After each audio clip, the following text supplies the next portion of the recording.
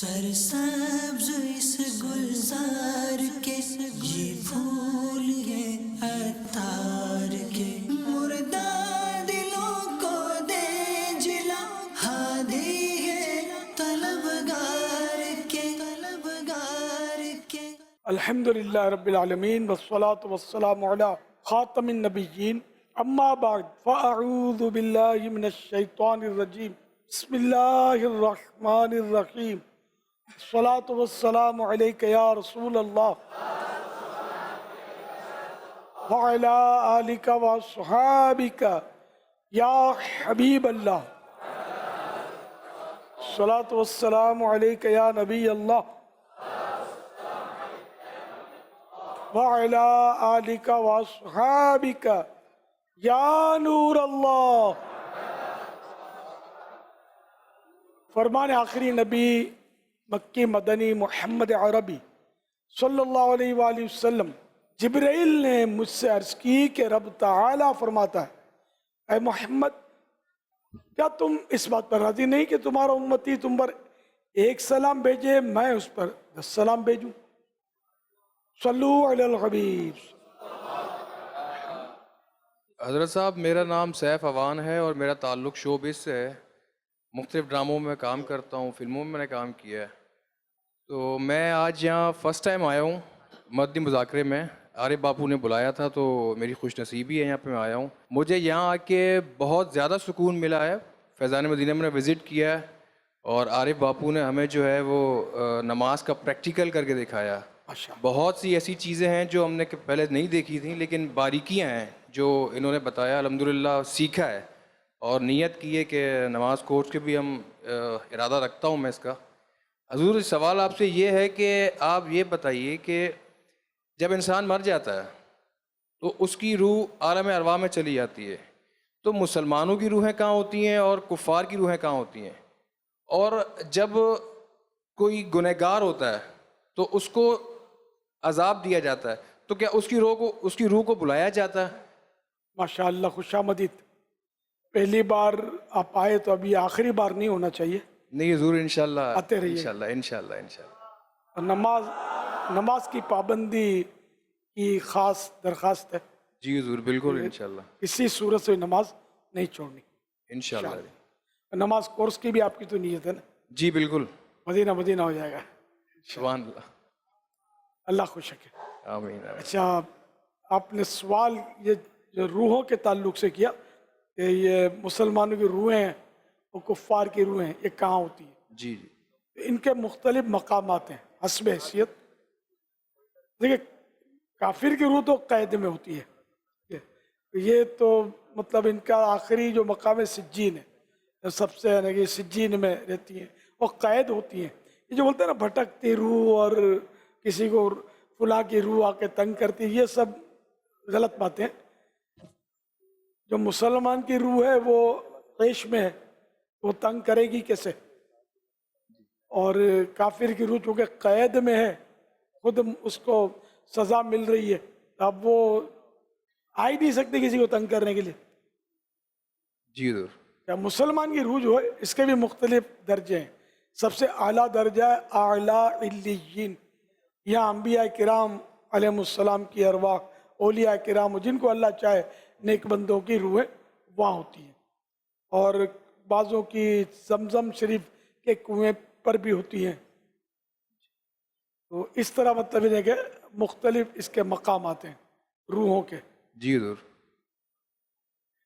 عذاب جو ہے، ثواب اور عذاب، یہ جسم اور روح دونوں پر ہوتا ہے۔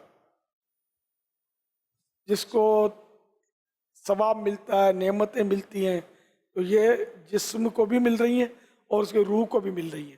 اسی طرح سزا بھی دونوں کو ہی مل رہی ہے۔ نگاہ کرم فرمائیں، خالی نہ جائیں یہاں سے۔ ماشاءاللہ۔ پہلی مرتبہ آئے تو حضور بھر کے جائیں۔ کہاں آپ، کراچی کے یا باہر کے؟ حضور میں کراچی کا ہی ہوں۔ جی اچھا، تو آپ تو یار روز آئے نا۔ حضور انشاءاللہ ضرور آئیں گے۔ باقی جتنے چینلز بھی ہیں تقریباً سب پہ میں نے کام کیا ہے، کام کر بھی رہا ہوں۔ اب ایک کام ہمارا بھی کر دیں، حضور حکم جو اور وہ کام ہے فیضان مدینہ میں آنے کا انشاءاللہ حضور، انشاءاللہ اور نمازیں پڑھنے کا۔ بالکل حضور انشاءاللہ بات دعا فرمائیں یہاں اللہ پاک. نوٹ نہیں ملیں گے، نیکیاں ملیں گی. جی حضور بالکل نیکیاں کام آئیں گی آخرت میں بھی. بے شک. دعا فرمائیے گا میرے لیے لازمی. اللہ اللہ سلامت رکھے دونوں جہاں میں آپ کو عافیت نصیب فرمائے، ہمیشہ کے لیے راضی ہو، اور کام بھی وہی لے ہم سے کہ جس سے وہ راضی ہوتا ہے. ہم کپڑے سلاتے ہیں تو درزی کپڑے بچاتا ہوا رکھتا ہے، کچھ کپڑے بچتے رہتے ہیں ان کے پاس. اب وہ کافی سارے جمع ہو گئے تو اب انہیں خیال آیا دل میں کہ یہ پتہ نہیں کس کے کپڑے ہیں اور میں نے دینے بھی ہیں یہ. تو اس صورت میں کیا حکم ہے، درزی کو کیا کرنا ہے؟ یہ کپڑے جو جان بوجھ کر بڑے پیس بچا لیے، ایک تو چھوٹی چھوٹی قطریں ہوتی ہیں جو پھینک دی جاتی ہیں، یا کم از کم یہ کہ اس کو گاہک نہیں لیتا. درزی اس کو بھی اب جمع کر کے بیچتے ہوتے ہیں، لیکن یہ گاہک کے کام اتنی، یہ 2-4 چندڑیاں جو ہے اس کا کوئی بھاؤ نہیں دے گا، تو یہ لیتے نہیں ہیں. تو جو چیز خوشی سے وہ گاہک نہیں لے رہا تو وہ تو رکھنے میں حرج نہیں ہے. بڑے پیس اگر اس کو پتا چلے گا کہ اس میں تو بابا سوٹ بن جائے گا. یہ جو بابا سوٹ ہوتے ہیں نا وہ بھی کٹ پیس کے بنتے ہیں، تھان سے نہیں بنتے ہوں گے. تو اس طرح کے پیس آدھا گز، پون گز، پورا گز بھی نکال لیتے ہوں گے. اب اس نے نکال دیا، اب اس کو تھوڑے جمع بھی ہو گئے، اب اس کو احساس ہوگا اب اس تو میں نے غلط کیا. اجیر خاص اور اجیر مشترک. اجیر خاص یعنی خاص جو اجرت پر ہم نے جس کو رکھا، یہ صرف آپ کا کام کرے گا اور کسی کا کام نہیں کرتے. تو جیسے کہ وہ اپنے ریڈی میڈ جہاں سلتا ہے، اس میں جو درزی ہوتے ہیں یہ اس ڈیوٹی کے دوران وہ اجیر خاص کہلائیں گے، اور کسی کا کام نہیں کر رہے ہوتے. یہ ان کو جو دیا جاتا ہے وہی کر رہے ہوتے ہیں، اور ان کی تنخواہ یا جو بھی ہے ان کا دیہاڑی یا فکس ہوتی ہوگی. اور اجیر عام یا عام جو درزی، ٹیلر ماسٹر دکانوں پہ بیٹھے ہوتے ہیں، جو آئے اس کو مطلب سی کے دیتے ہیں، یہ اجیر مشترک کہلاتے ہیں. تو اجیر مشترک کے پاس جو چیزیں یہ آ رہی ہیں کپڑے، تو یہ ہیں اس کے پاس امانت. اب اس نے ٹکڑے بچا کر رکھ لیے تو اب اس کو احساس ہوا کہ یہ تو میں نے غلط کیا. حالانکہ اس پہ ضروری تھا کہ یہ جن کے تھے بڑے ٹکڑے جو پھینکنے کا رواج نہیں ہے، جن کو گاہک چھوڑتا نہیں ہے، وہ اس کو دے دیتا. یہ اس پر ضروری تھا، یہ دیا نہیں، رکھ لیا، اور اب اس کو ندامت ہوئی ہے. تو اب چونکہ اس نے امانت میں خیانت کی ہے، اور یہ امانت کے مسائل اور لقطہ جو زمین پر گری پڑی چیز مل جاتی ہے، یا دکان پر کوئی آیا گاہک اپنی چیزیں بھول گیا، ان دونوں میں احکام میں فرق ہوتا ہے. تو اب یہ اس کے پاس امانت ہے، یہ اب اس کو چاہیے کہ یہ مالک کو تلاش کرے. اب اس کو مالک پتہ ہے تو مالک کو دے دے، اور اگر مالک نہیں ملتا یا مالک کا پتہ ہے لیکن مالک فوت ہو گیا ہے تو ان کے وارثوں کو دے دے. اچھا اب مالک ملتا نہیں ہے تو اس صورت میں مسئلہ اس کا ہے آزمائش کہ اس کو سنبھال کے رکھے، چاہے زندگی بھر سنبھال کر رکھنا پڑے، سنبھال کر رکھنا ہوگا. یہ مطلب یہ حل ہے اس کا. اور اگر یہ چیز ایسی ہے کہ یہ خراب ہو جائے گی، ضائع ہو جائے گی، خراب ہو جائے گی، تو اگر یہ صورت ہے تو پھر اس کو بیچ کر اس کی رقم محفوظ کرے اسی کے لیے جس کی یہ ہے. یہ جو اس طرح لوگوں کی امانت میں خیانت کرتے ہیں، یہ جو ڈینٹنگ پینٹنگ کا کام کرتے ہیں، یہ بھی پرزے نکال لیتے ہوں گے، ایسے ہوں گے جو بچ گیا سامان کہ جو اگلا لے جائے گا تو اس کا رکھ لیتے ہوں گے، یا اس کو اسے ٹال دیتے ہوں گے کہ یہ کام کا نہیں ہے، پھینکنے کا ہے وغیرہ، اللہ بہتر جانے. تو جہاں جہاں امانت کی خیانت پائی گئی، ان چیزوں میں جو یہ کاریگر ہوتے ہیں نا، یہ عام طور پہ یہ چیزیں رکھ لیتے ہیں. یہ مشہور ہے ان کے بارے میں کہ یہ رکھ لیتے ہیں. تو کوئی نہیں بھی رکھتا ہوگا، تو یہ سب کے لیے یہ کپڑے والا جو میں نے مسئلہ بتایا نا، یہ چیزیں رکھ لیتے ہیں نا، ان کے لیے بھی یہی ہے کہ یہ چیزیں جو ودیعت ہیں، امانت ہیں، یہ وہ مالک کے لیے سنبھال کے رکھنا. کپڑا تو پھر بھی سنبھل جائے گا، بڑی بڑی چیزیں، مشینیں، یہ کیسے سنبھلیں گی؟ یہ سب کے لیے اس میں تنبیہ ہے. اور پھر زندگی بھر سنبھالنے کی صورت بھی ہے بہت دشوار. جو بھی کام کریں، کاروبار کرے، نوکری کرے، نکاح کرنا ہے، نماز جس پر فرض ہوئی، جس پر روزے فرض ہوئی، ان سب کے لیے یہ فرض ہے کہ جو فرض مسائل ہیں इनका सीखना फ़र्ज, जो वाजिबात हैं उनका सीखना वाजिब, जो सुन्नतें हैं उनका सीखना सुन्नत। तो इस तरह सब कुछ सीखना चाहिए, लेकिन आजकल सीखने का रुझान न होने के बराबर है। सबको सीखना चाहिए, इल्म हासिल करना चाहिए। वल्लाहु तआला अअलम व रसूलुहु अअलम। अज़्ज़ा व जल्ल व सल्लल्लाहु तआला अलैहि व आलिहि वसल्लम। सल्लु अलल हबीब सल्लल्लाहु अलैहि मुहम्मद। जब हम कोई नेकी का काम करते हैं तो अक्सर नियतें करते हैं और अक्सर नियत करना भूल जाते हैं, तो बाद में काम करने के बाद याद आता है, तो फिर हम नियत करते हैं उस काम की। तो क्या बाद में नियत करने पर भी अजर मिलेगा? ज़ोहर की नमाज शुरू कर दी, फ़र्ज नियत उस वक्त नहीं थी, बस नमाज शुरू कर दी। अरे मैं तो भूल गया था, नियत तो थी नहीं मेरी, अब नियत नहीं कर सकेंगे, दोबारा पढ़नी होगी वो नमाज। अलबत्ता ये कि बाद सूरतों में नियत बाद में कर सकते हैं, जैसे ज़कात किसी हकदार को दी मगर उस वक्त ज़कात की नियत नहीं थी ज़हन में, रकम दी उसको, तो जब तक उसने उस रकम को हलाक नहीं किया, इन्हें ख़त्म नहीं किया, वो बेआइन ही रकम उसके पास मौजूद है, तो अब भी ज़कात की नियत की जा सकती है। इस तरह रोज़ों की नियत भी अदाए रोज़ा रमज़ान और नज़र मुअय्यन यानी मुकर्रर करदा मन्नत और नफल के रोज़ों के लिए नियत का वक्त गुरूब आफ्ताब के बाद से ज़हवा कुबरा यानी निस्फ़ुन नहार शरई से पहले पहले तक है। इस पूरे वक्त के दौरान आप जब भी नियत कर लेंगे ये रोज़े हो जाएंगे। दिन में वो नियत काम की है रोज़े की, दिन में जो नियत रोज़े की होती है, तो दिन में वो नियत काम की है कि सुबह सादिक से नियत करते वक्त तक रोज़े के खिलाफ कोई अम्र यानी मुआमला ना पाया गया हो। अलबत्ता सुबह सादिक के बाद भूलकर खा पी लिया या एक वो काम जो रोज़े में नहीं कर सकते तो वो कर लिया, तब भी नियत सही हो जाएगी। मैं पहले चूड़ी का काम करता था, लेकिन अब मैं सब्ज़ी का काम कर रहा हूँ।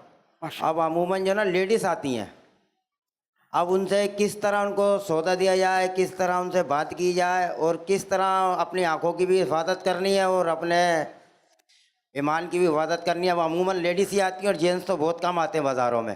किस तरह दुकानदार को उनसे डीलिंग करनी चाहिए, किस तरह उनसे जो है माल देना चाहिए, कारोबार करना चाहिए। अब अमूमन तो लेडीज़ ही आती है ना, जेंट्स को तो टाइम ही नहीं मिलता, बाकी सारे काम करता है, लेकिन बाज़ार जाने की नहीं बोलता आप चले जाएं। और गुनाहों से कैसे बचा जाए? सुभान अल्लाह। अब आपका सवाल तो ऐसा है कि जैसे चारों तरफ आग है, कभी हाथ पड़ जाता है, कभी टांग फंस जाती है आग में, अब बचूं कैसे, निकलने के लिए तैयार नहीं हूँ। नोटों से भी प्यार है ना, मुझे पैसे भी चाहिए, अब क्या करें। अरे ये कारोबार, चूड़ियाँ भी आपने छोड़ी हैं तो चूड़ियों का भी इसमें भी मसाइल तो थे। हालांकि ये चूड़ियाँ कांच की जो ये जायज़ हैं पहनना, और पहनाने के मसाइल इसमें बहुत होते हैं। तो ये सब्ज़ी वगैरह बेचना, औरतों को बेचना ये भी जायज़ है, लेकिन ये कि वाकई इसमें निगाहों की हिफाजत बहुत मुश्किल है। और भी बहुत मसाइल होते हैं, बेतकल्लुफ़ी होती है इनसे और डीलिंग में भूल हो जाती है।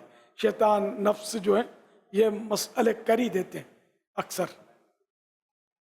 कोशिश करते रहें और कोई ऐसा और कारोबार सोचें, जब इतना ही खौफ है तो फिर यह कि कोई और कारोबार सोचें, अल्लाह बरकत देगा उसमें, जिसमें इन औरतों से वास्ता ही ना पड़ता हो।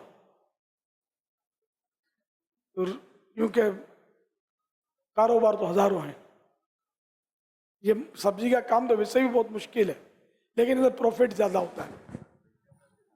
मेरा नाम मोहम्मद शरीफ है।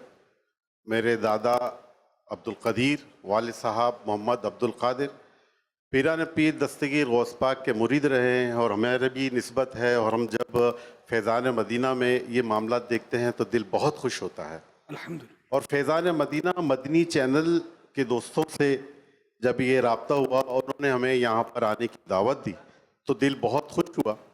चूँकि मेरा ताल्लुक़ शोबिस से है और मदनी चैनल पे यहाँ हमने विज़िट किया और यहाँ जिस तरह हमें नमाज के बारे में और दीगर अहकामात के बारे में बताया तो दिल बहुत हुआ, चाह रहा है कि हम यहाँ पर हमेशा आते जाते रहें। अब सवाल ये है कि अब जैसे कि यहाँ दाढ़ी की बात हो रही थी, तो मसला ये है कि शोबिज़ में ज़्यादातर लोग क्लीन शेव रहते हैं, दाढ़ी मूछें कटवाते हैं, तो नमाज तो वो भी पढ़ सकते हैं ना, और अगर पढ़ सकते हैं तो बाज़ वक्त ऐसा होता है कि किसी भी की दाढ़ी और मूछ नहीं होती और वो इमामत भी कर रहा होता है, तो क्या ऐसे में इमाम जो इमामत कर रहा हो और उसके पीछे जो नमाज पढ़ने वाले हों, तो क्या उनकी नमाज कबूल हो जाती है या नहीं? एक सवाल। दूसरा सवाल ये है कि हज़रत जब दुनिया कायम हुई हज़रत बाबा आदम अलैहिस्सलाम से लेकर अब तक, जो जिस तरह से इमामा शरीफ सर पे लोग सजाते हैं, टोपियाँ मुख्तलिफ़ किस्म की पहनते हैं, तो ये इसकी रिवायत कब से शुरू हुई, ये सवाल है। दाढ़ी जिसने नहीं रखी या एक मुट्ठी से छोटी रखी है, काट देते हैं ना, तो इनके पीछे नमाज जो है वो मकरूह तहरीमी होती है। ये एक इस्तिलाह है, यानी कि गुनाहगार होगा उसके पीछे पड़ेगा तो, जबकि और शराइत पाए जा रहे हैं उसके, बस सिर्फ ये कि ये फासिक है, अलल ऐलान फिस्क करता है। और सिर्फ दाढ़ी मुंडाना ही कोई अलल ऐलान फिस्क नहीं है, और भी फिस्क है। तो यूँ मतलब वो इमामत का अहल नहीं है, लायक नहीं है। तो सब अगर ऐसे हैं तो फिर सारे अपनी अपनी पढ़ें, इमाम ना बनाए किसी को। इमाम के तो काफ़ी शराइत है, और ये तो शर्त में से भी नहीं है, और भी शराइत है बहरहाल। और वो इमामा शरीफ जो है ये प्यारे आका सल्लल्लाहु अलैहि वसल्लम की सुन्नत है।